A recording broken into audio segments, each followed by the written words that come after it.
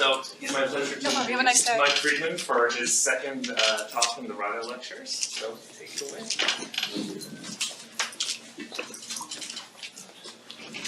Again, it's a great pleasure to be here. I've done so many interesting conversations. If these lectures feel a little disjointed, I will make the excuse that there is a rational art connected. Yesterday was pure and actually very old-fashioned geometric topology, and the last talk tomorrow will be mathematical physics, and this is kind of a link between the two.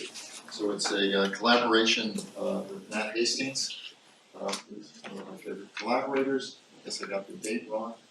I hope there are no other mistakes. So the theme of this talk is various ways to extend an important elementary subject, which is linear algebra. And I had a little bit of an internal debate with myself about whether linear algebra was just vector spaces and linear maps, or whether it was vector spaces with inner products.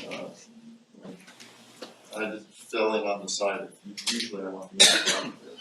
But you know, this is stuff you teach undergraduates, eigenvalues, principal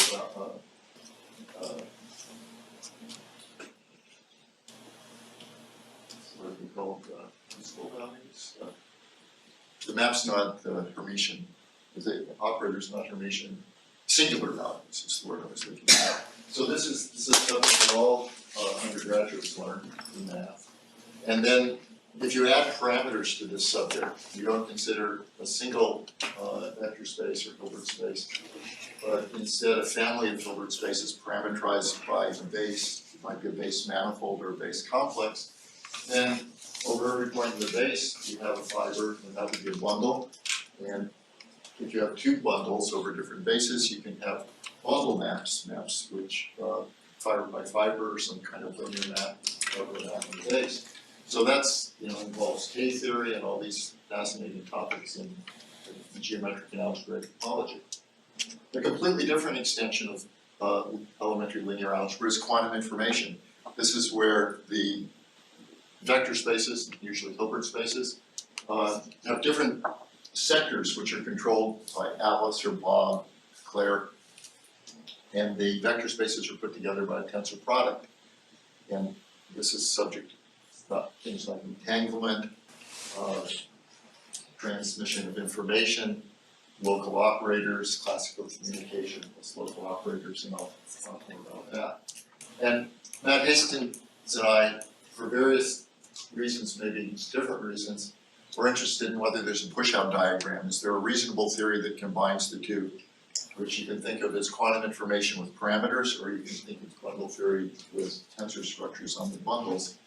And some of this is presaged. You know, there is a multiplicative K-theory, so it isn't that topologists have never thought about tensoring bundles together. They have, going back to Tia, but Tia didn't talk about entanglement of states within these bundles, so that's where we want to go.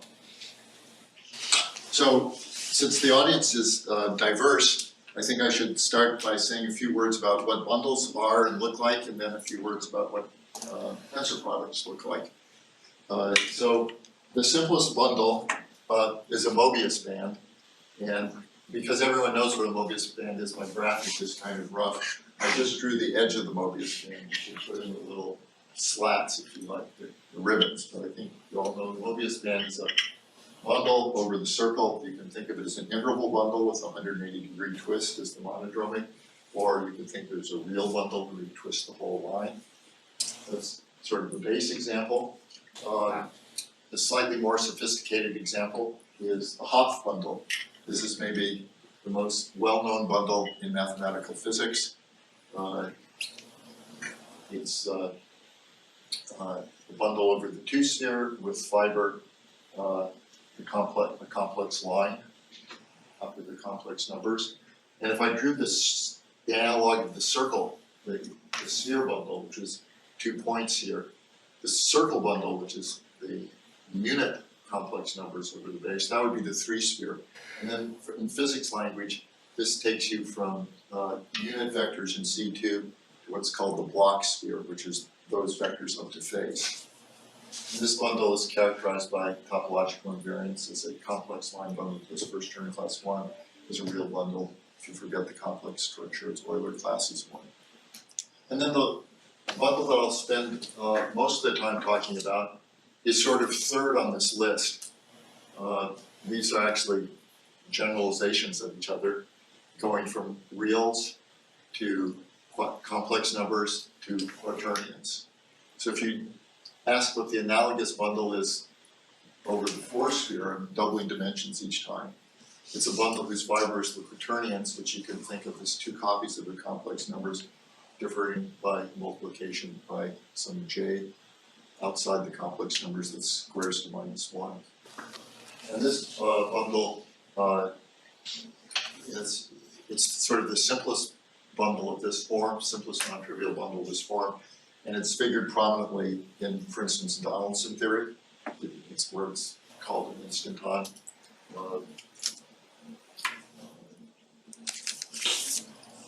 I guess de Hooft was the first person on the physics side to study this bundle long before conditions did. So that's the introduction to bundles. The introduction to quantum information is even briefer. The main sort of psychological point that I want to draw your attention to is that when you have a tensor product of 2 vector spaces, you lose the most salient feature of a vector space, which is its homogeneity. If you stand at the origin of a vector space and you look out, if that's all it is a vector space, every direction looks the same. But this is not true if you have, V tensor W or A tensor D. There are directions which are called simple, or rank 1s, tensor rank 1, which means that the simple directions by definition are just some vector in the first vector, tensor some vector in the second vector, which in bra, this is like the physics notation for vectors, could be written this way, or sometimes they just put both complements in the same bra. And I just want to point out that the general vector in the tensor product is more complicated. It's some arbitrary linear combination of this form. And in physics or quantum information, these more complicated combinations are called entangled. And the rare ones that are just simple like this, called unentangled. Unentangled is the generic situation, but this condition of being simple is a quadratic condition. So I kind of represented mnemonically here as a cone. And you should think like they're standing at the origin and there are these rare directions which are simple. If this was C2 tensor C2, this would actually be a cone on a torus, on the unit vectors into tensor factors. So, what are possible motivations for combining parameters and tensors? Well, in mathematical physics, if you have a periodic system, so for example, you have some physics going on the sites of a lattice. Maybe each lattice site has its own Hilbert space, which could be much more complicated than C2, than a qubit. It could be that the lattice has a rather large fundamental domain and there are like 10 different degrees of freedom going on per unit cell.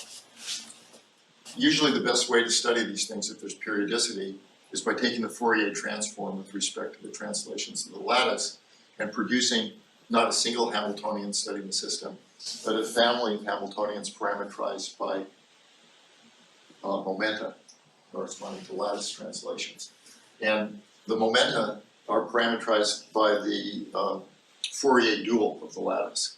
So this is, mathematicians would maybe call it the momentum torus, in physics it's called the Briand zone. So if you have a periodic problem, you immediately can turn it into a bundled problem, where instead of one infinite dimensional Hilbert space incorporating the degrees of freedom on all the lattice sites, you have a continuous space, which is a torus, and over each fiber you have some finite dimensional problem. A different motivation where parameters might come in is experimental. You can easily imagine that you're in a lab and you have some dials you can turn. Maybe you're putting, if it's quantum Hall effect or something, maybe you're putting flux through a two-dimensional electron gas and clicking your way through the Landau levels and seeing different physics at these levels and the fractions in between. And very often when you change experimental parameters, the physics has an equivalence, a gauge equivalence, according to something like flux per unit cell. Maybe the integer flux per unit cell may return you to a similar state. So it may be that even if your experimental parameter space is contractible, kind of boring, like the amount of flux, if you're interested in up to equivalence, gauge equivalence, like flux modulo integer amounts of flux, then all of a sudden you get topology in the base, so it's worth thinking in the bundle language. And I think there are other possible motivations in different areas of physics, but I think I'll leave it there. So let's let me discuss now in detail the first example of entanglement. So it seems to be best to have the clearest discussion to start with this instanton bundle over the force here. So, again, if you're not very familiar with this bundle, just think of it as the quaternionic generalization of the Hopf bundle. Maybe since we'll be spending so much time with this bundle, I'll hop back and just say one word about how to think of it as a generalization. So one way topologists like to think about bundles is by putting them together by clutching functions. So the way you can very concretely build the Hopf bundle is to cut the two-sphere into a northern and southern hemisphere over which the bundle is trivial. And then the whole story becomes, how are these trivial bundles glued together on the equator of the two-sphere? And over each point in the equator, you have to glue this complex line from the north, from the complex line to the south. And that gluing, let's say we're preserving an inner product, that gluing really only has like a circle degree of freedom, how you match these two lines up.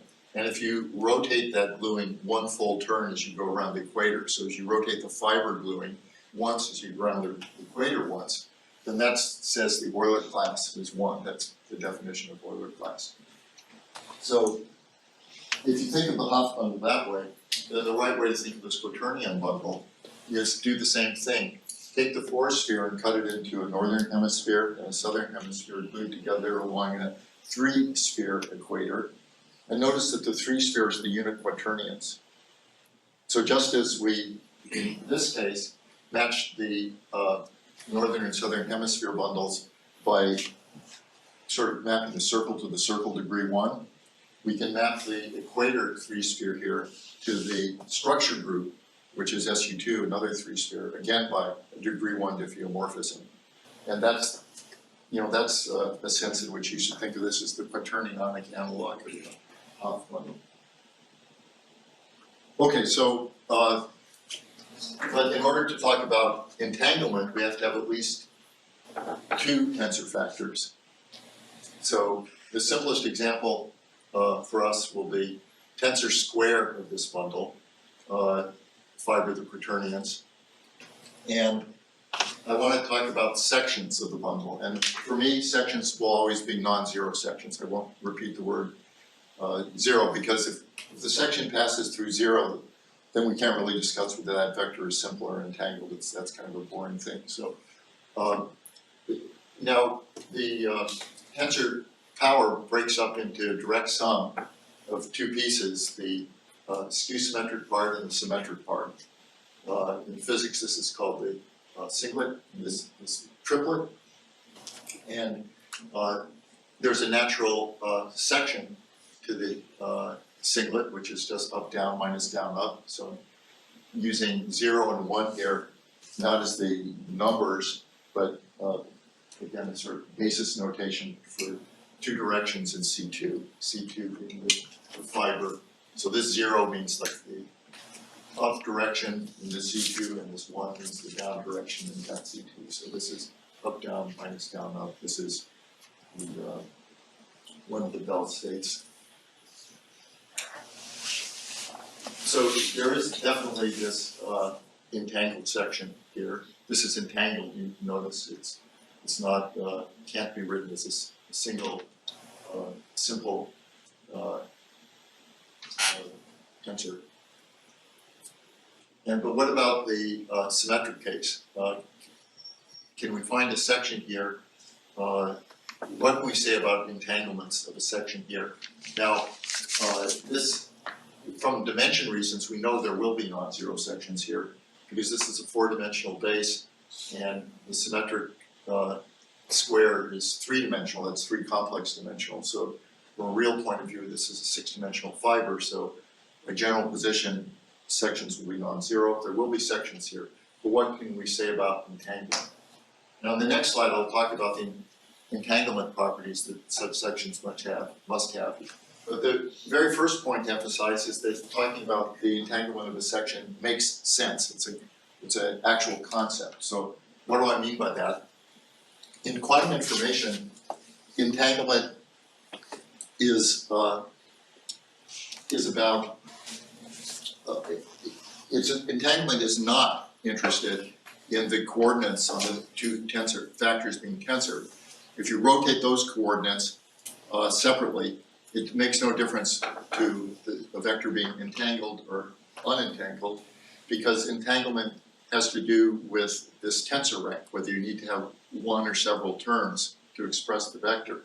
So if you independently change the internal representation by rotation of the 2 different fibers, it does not affect the entanglement property. This is an essential point, because when you're looking at the fibers of a bundle, you don't have a preferred coordinates. You only have sort of relative coordinates. And what we don't know is how the fiber in the first factor is coordinatized. That's a torsor.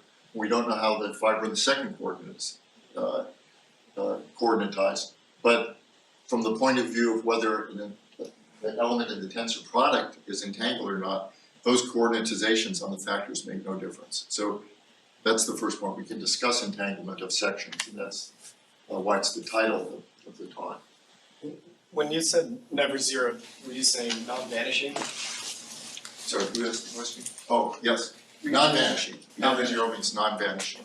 Never attains the value 0.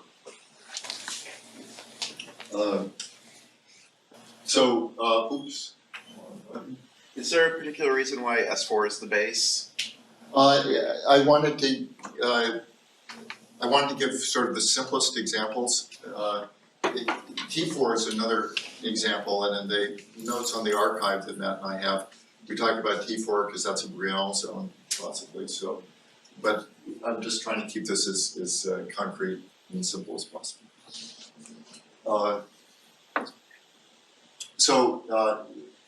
Let me show you a kind of a simple direct argument that this section in the symmetric part cannot be simple for all values. This section cannot be always simple. And suppose it was simple, then we could write it in this form. We could write it, since it's symmetric, we could write it as the form A tensor A, 2 different sections. But now, of course, there's a quick argument which is slightly flawed. So let me just say the quick argument. The quick argument is, well, gee, I've written it as A tensor A, just ignore the second symbols and just look at the symbol A of X. That seems to be a section of a bundle that was non-trivial. That's impossible. You know, a non-trivial bundle can't have a non-zero section. If we had a section of this bundle, that would trivialize it. But this argument isn't quite correct, because when you see a tensor product, scalars push through the tensor product. So neither this symbol A of X nor this symbol A of X is well defined exactly. They're each defined up to a scalar. So, but you can look at this expression and say there's this symbol A of X implies a projective section of the original bundle A. If you take the bundle A and instead of having its fiber C2, you say its fiber is CP1, it's the projective C2. Then this expression here, the first part of it is now a well-defined section A hat here. And then you can correct the initial argument, which was mistaken initially, but now we can make it correct, because if you want to unprojectivize a section, if you want to supply that missing phase information, that's a cohomological obstruction.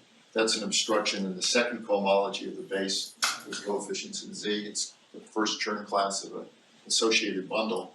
And because the force sphere is so simple, which relates to the previous question, it has no essential surfaces in it, there's no such cohomology group, it's zero, we can lift A hat back to A. So this says that we can't have an always simple section, an everywhere simple section of this bundle. But we can go much farther, and I think this is much more interesting, is we can show that for some x, the maximal degree of entanglement possible must be obtained. So on my introductory slide to quantum information, I probably should have elaborated a little more. I told you what the things with zero entanglement were. These were the simple vectors. But entanglement is often quantified by von Neumann entropy. And this is a measure of how strong this mixture has to be between different terms. And one finds that the largest amount of entanglement, which is, for example, present in the singlet state I showed you, must be present somewhere in the section of the symmetric part. So what's the argument? We can assume, let's take the force sphere and call x0, some base point, like the South Pole. And we can choose it so that the section is entangled at the South Pole, because it can't be unentangled everywhere. So we might as well just set that up. So up to local change of coordinates in the two factors, I wrote down the general entangled state here, cosine theta times 0, 0, sine theta 1, 1. And in fact, I didn't say it, but neither of these two terms should vanish, so theta shouldn't be pi over 2 or 0. Now, consider the three complex dimensional fiber projectively. So I'll call this the projective triplets, because physicists call this three-dimensional fiber triplets, and we're just looking at it projectively. And inside the triplets, there's the degree 2 curve, which is the unentangled triplets. That's the one I showed you kind of a sketch of on the slide. That's the conic of things that are unentangled. And I call it C2 just because it's the curve of degree 2 in the complex projective space. And now we're going to do a little algebraic geometry, which I hope some of the members of the audience will enjoy. It's extremely elementary. So the curve of degree 2 in CP2 is topologically a two-sphere, just like the curve of degree 1, but it's embedded, of course, differently.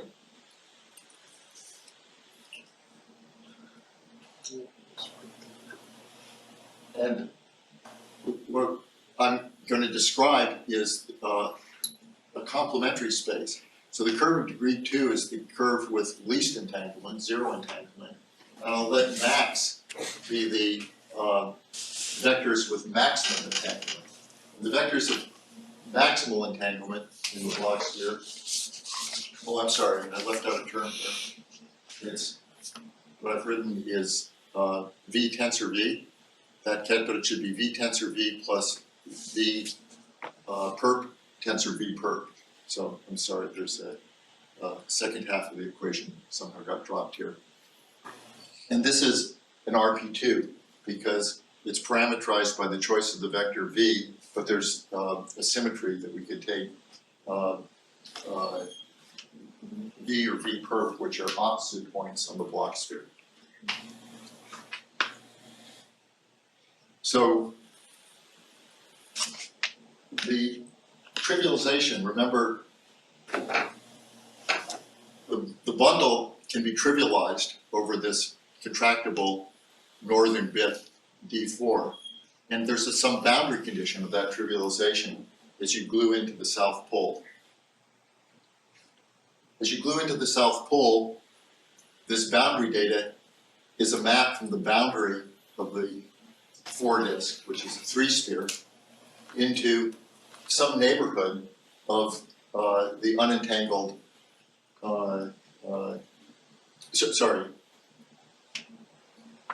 into some neighborhood of the curve of degree 2. It's near the it's actually a neighborhood of something which is a translate of C2, but topologically it's embedded as C2. So this is the boundary data, and this commutative diagram says that the extension over the 4-disk cannot avoid these the subset of maximal entanglement, because if you remove the set of maximal entanglement, then it collapses down to C2. So the boundary data gives a condition which prevents the extension from avoiding sets of maximal entanglement. So another way of saying that is any extension must cross the set of maximal entanglement, and therefore some point in the 4-sphere must be maximally entangled. When we say maximally entangled, is that just maximal tensor rank? No, I'm talking about von Neumann entropy. That is, if we only talked about tensor rank, there'd be 2 cases, tensor rank 1 and tensor rank 2, and everything would either be unentangled or tensor rank 2.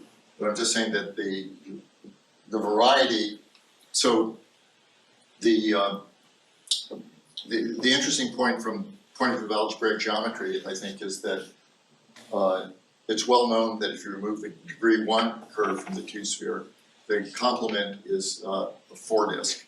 But if you remove the degree 2 curve, it turns out that the complement is a neighborhood of this RP2.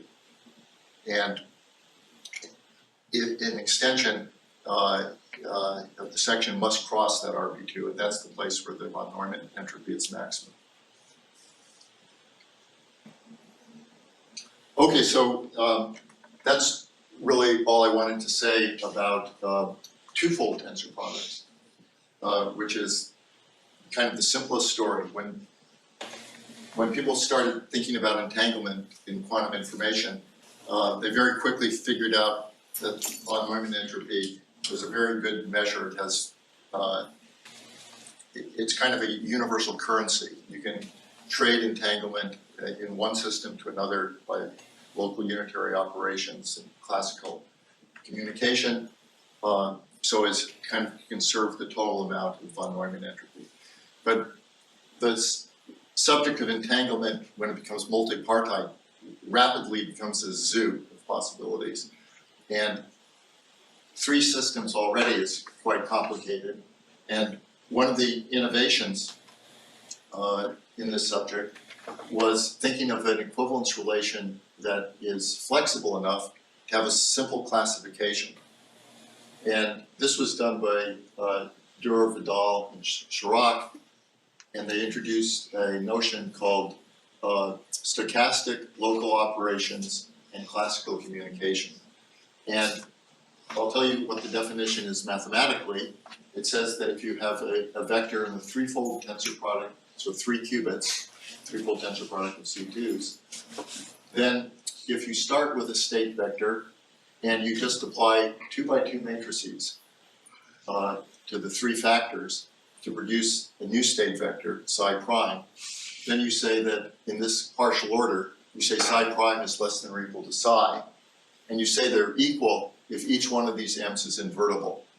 Now, at first, when you see this definition, it seems wrong to you because you would expect maybe these matrices should be unitary or something like that, or if they're not unitary, you expect that some super operator should be discussed, that we should be talking about a quantum channel. It just doesn't have kind of parsed correctly, it seems at first. But the key is this is stochastic. In the usual discussion with von Neumann entropy, you're very much interested in being able to turn one kind of entanglement certainly into another kind of entanglement. And stochastic means you just need some positive probability of being able to carry it out. And this is where unitarity disappears from the definition. But the benefit of taking this very coarse classification is you get only 6 equivalence classes according to this partial order. So the very least entangled is ABC. Those are my names for the 3 tensor factors of these C2s. And this just means it's a pure tensor. It's a vector here, tensor vector here, tensor vector here. The next 3 levels are, one stands out, it's an arbitrary vector in A tensor, an arbitrary vector in the tensor square of B and C. So this BC part could have many terms in it.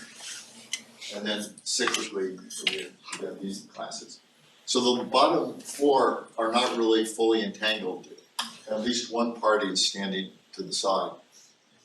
The remaining classes are fully entangled, and these have names from physicists that originally introduced these and talked about them.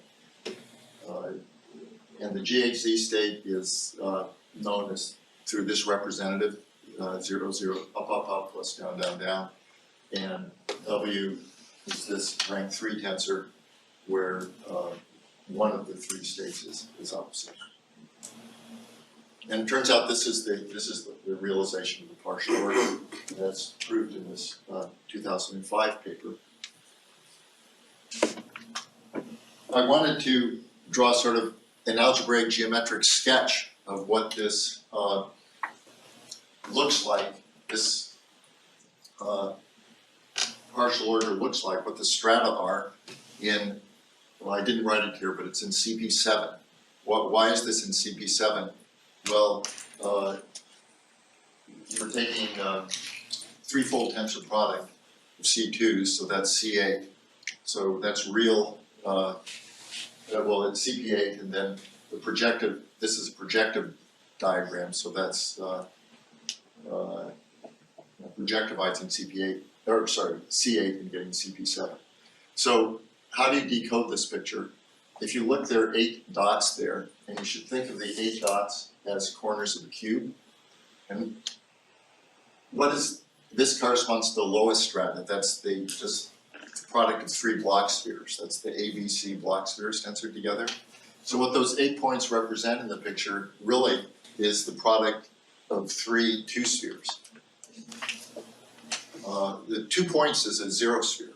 So this is kind of a reasonable way to draw that 8-dimensional manifold, or that 6-dimensional manifold is just those 8 points.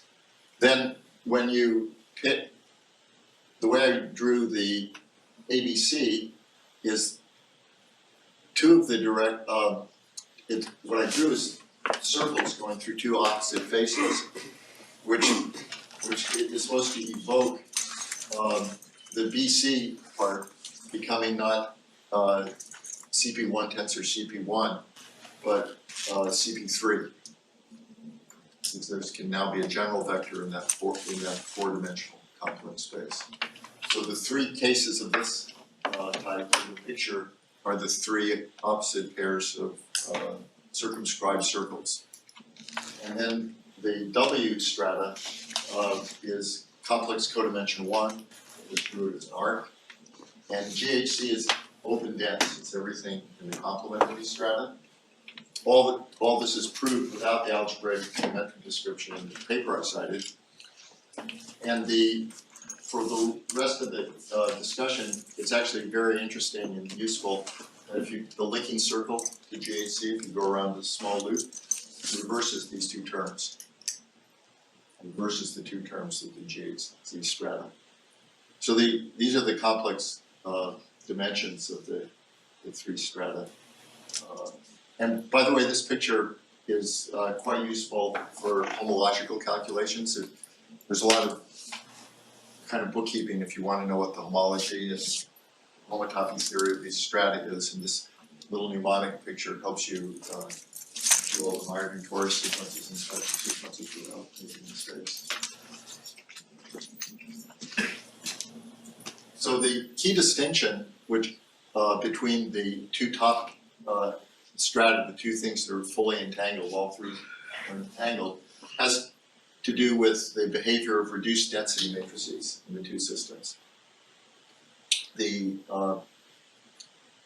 reduced density matrices, by definition, you take a partial trace of one of the factors, it doesn't matter which factor. So in this case, I've traced out A, and I get a map between the D spacing, the D qubit and the C qubit. So it's some map from C4 to C4. And in both these strata, these maps are rank 2. But the difference is for GHZ, the image of this map, which is 2 complex dimensions, has 2 independent simple vectors lying in the image. And the image of, in the case of W, of the density matrix, has a single simple vector. Now, at first it bothers you on algebraic geometric grounds that these would have different possibilities. But the point is the simple root here, the single simple vector, is a double root. It's like the equation z squared equals 0 has just one root, but it's also a root for the derivative equation.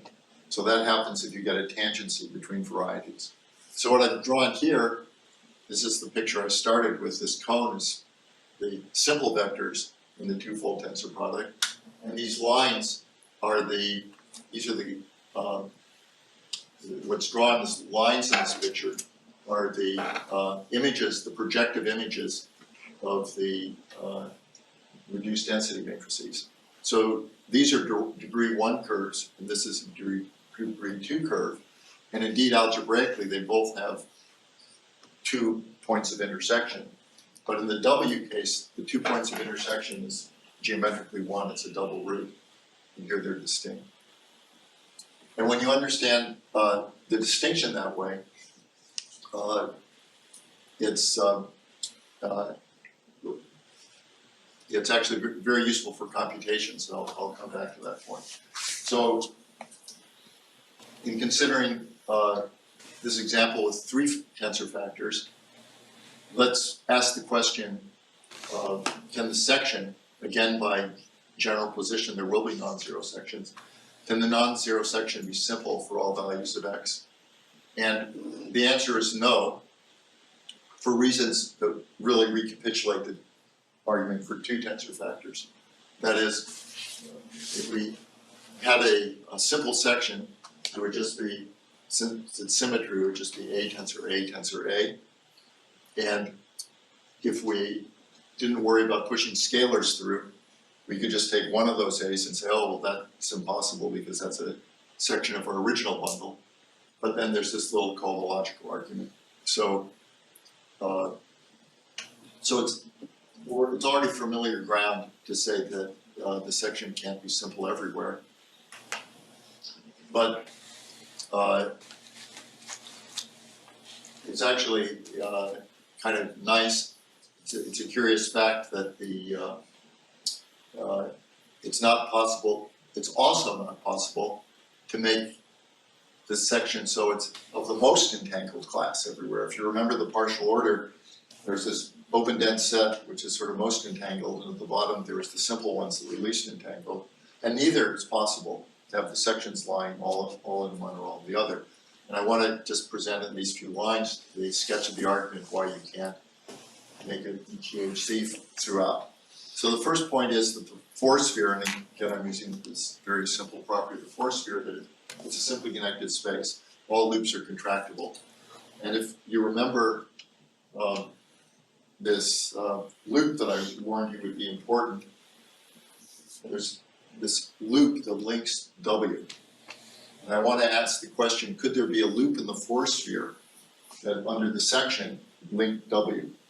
And the answer is no. And the reason is that the force sphere is simply connected. So that loop in the force sphere bound some map of a disk into the force sphere. And the section would push that disk forward into this stratified picture. And it would be a disk that bounded this loop. And a disk bounding this loop would have to cross W hat. So if we assume that the section avoids W hat, if it stays in the open dense top strata, then the loop cannot be realized. The linking loop cannot be realized. So that's what I wrote here.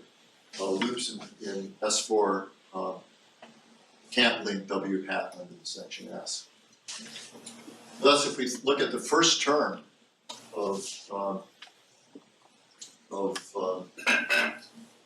the section, so we write the section as S1 plus S2, this is the first term, this is the second term. The first term can be globally defined, because remember I told you that functionally going around that loop reverses the two terms, but if no loop goes around, then you can just arbitrarily say, but continuously pick out the first term of the section. But once you pick out the first term of the section, we're basically home because we're reduced to the first case. The first term of the section looks simple, and we can repeat the argument that we made there. And again, that involves the cohomological resolution at the very end. So, so we find that when we consider this threefold example, we go back to the stratification, that no section can lie entirely in here or in here. So this is, I should say that this paper with Matt is, it's not a classification, it's not an attempt to classify what happens in general with sections.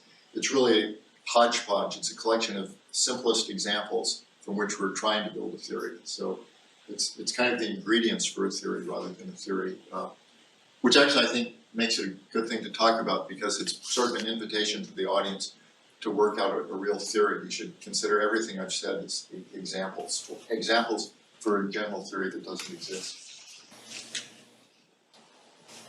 Okay, so maybe the last topic I wanted to touch on in this theme is when I first learned about quantum information, I guess, and I sort of got interested in these topics in the late 90s.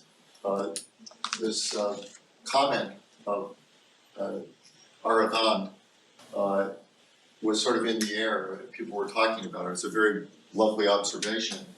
And it's about the Borromean rings, which I've pictured here. So the Borromean rings is a lovely example in topology of three linked circles. So they're all stuck together. You can't, by isotopy, pull them apart. But if you cut any one, the other two fall apart. By the way, here's a little exercise you might do just for fun, if you're a geometer, is I drew the linked circles as round, but you can't actually make all three round. And I realized the Borromean rings. You can make them ellipses, and you can make the eccentricity as close to 1 as possible.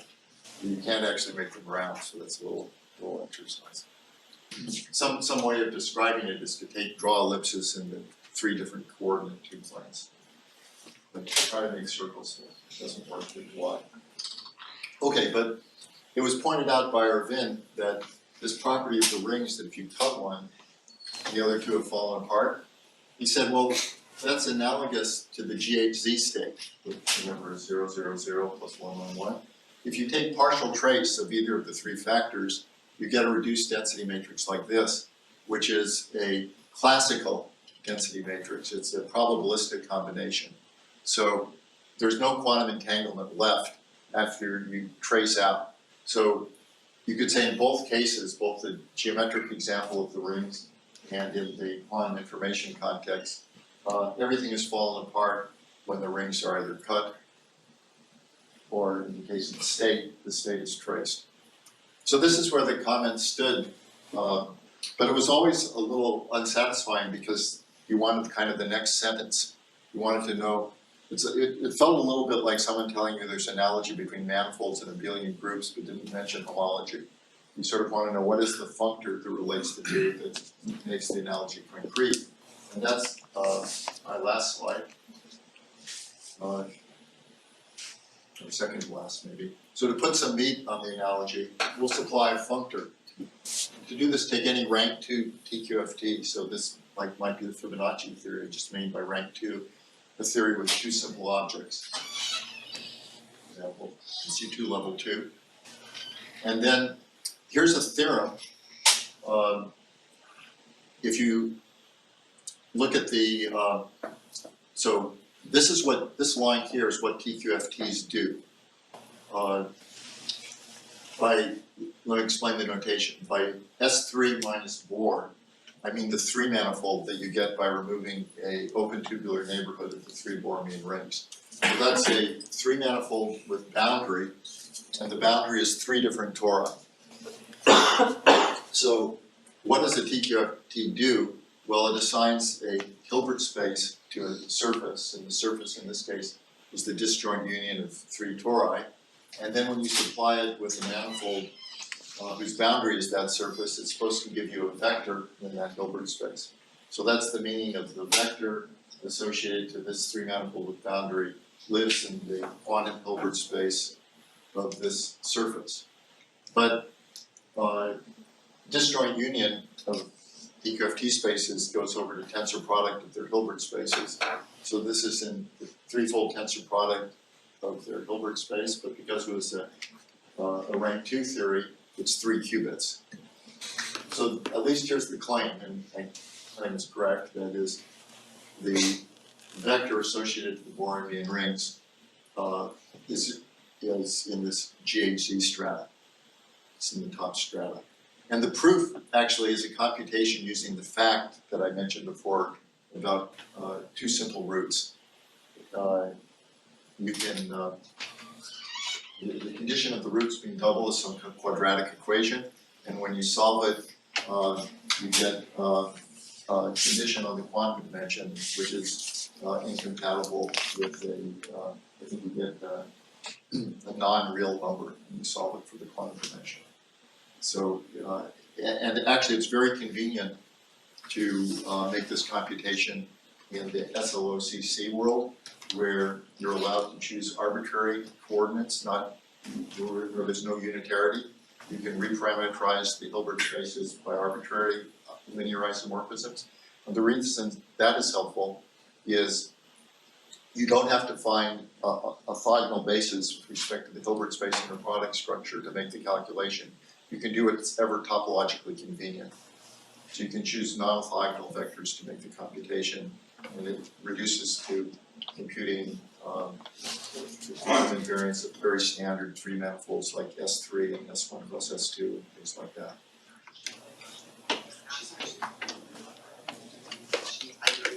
So the I think my last slide is this. I want to relate this little extension of our Vivendi to the previous discussion of bundles. So this the last discussion can be put in the bundle context if we observe the Z3 symmetry of the Borromean rings. Remember, the rings have this Z3 symmetry, so we can build a bundle. We can take again this three manifold with boundary with the Z3 symmetry.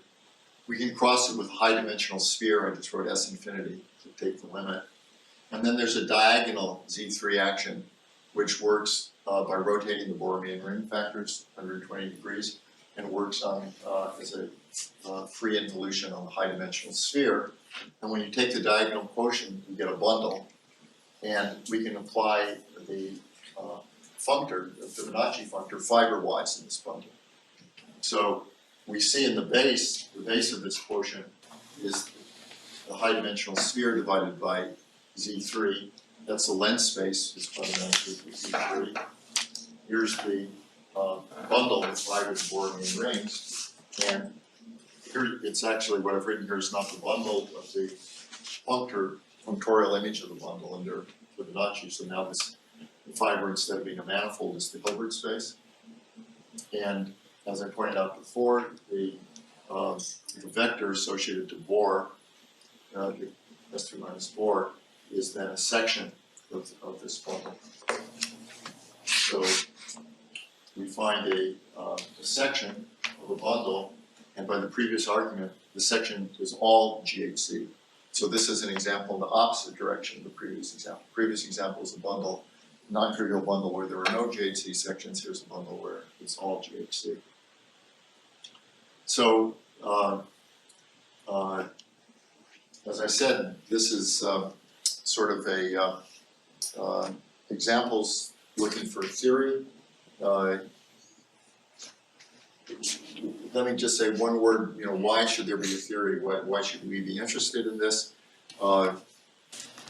If you go back to like the 1950s and 60s when K-theory was developed, what made that hum? What made that really work was regularities in the homotopy theory. The most famous one being Plot periodicity. So it was possible to produce a stable range and very useful homotopy theoretic calculations. And that was all in this very homogeneous view where all the directions in the vector spaces look the same. But now, if we want to keep quantum information and complexity of quantum circuits and things like that in mind, we will be living in a very inhomogeneous world where the different directions in the bundles, in the fibers, in the bundle spaces, because of their tensor product structure, look very different. The ones that are highly entangled, less entangled, different types of entanglement. So the hope would be that eventually there'll be useful homotopy information that we can just create a library for and understand maybe something that we'll call quantum characteristic classes. We'll be classifying bundles and their subbundles. Sections are a particular example of subbundles. We'll want to know about subbundles, bundle maps, all these questions, but now informed by constraints about entanglement. Maybe we won't be interested in unentangled sections, or we won't be interested in sections that are excessively entangled. We'll have to have some kind of homotopy theory to sort this out. So in order to make progress on this, I think what we need is something like the stable range that people like Bott and Attia worked out in the 50s and 60s. Thanks.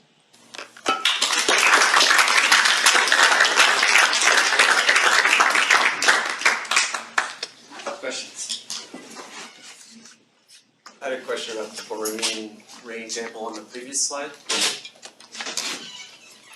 So this like cryptic statement was that like doing a partial trace on one of the factors gave you something where the entanglement was all gone. And so this is the partial trace. Yeah, that's right. So it's this matrix. Right. So the partial is the claim then that the partial trace corresponds to filling in with a solid torus. So you have S3 and you've carved out these solid tori so that it has a boundary. Right. So so what you could say is if you fill in any one of these three links with a solid torus, the remaining two links are the unlinked. So that's the topological state. And then they Right, but in terms of the TQFT, the statement is that partial trace corresponds to a map from cutting, or filling in or cutting is the idea. Yeah. I mean, basically, the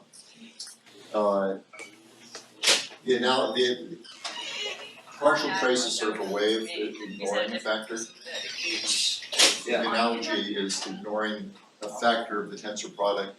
In this analogy, is like cutting one of the components, just filling it in. Yeah, so I was just trying to interpret that in terms of like composing Bordisms, I guess.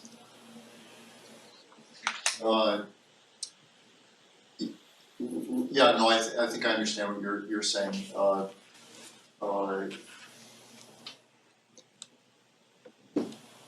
So if you compose Bordisms, composing Bordisms would be filling in one of the boundary components with a solid torus. And then you'd find that the state represented by the unlinked circles was unentangled with the tensor product state. Okay. Thanks. Other questions? Well, I certainly have one. So I noticed that your maximally entangled states that you're using are all invariant under swapping qubits and under spin flip. Does representation theory have a role to play here in your story? Well, I broke that problem up according to representation theory, right? the singlet part was one-dimensional and the trivial bundle had a section. So I'd say that the role of representation theory played was formulating the problem rather than answering the problem. Because if you didn't use representation theory, the problem you'd ask is, does the tensor square have a section with a certain type of entanglement? And say, oh yeah, it does. It has the singlet section, and then the maximum entanglement fits or not. So what I wanted to do is use representation theory to discard that example and say, okay, so what about what's left? Suppose we want to go to the symmetric square instead. I noticed for 3 qubits, that seemed to be the case as well. Does that? Yeah, we could keep going and use like the Young diagrams and break up according to the symmetry. I didn't have a succinct result to state on that, but that's definitely a direction. Other questions? Okay, let's thank speaker again.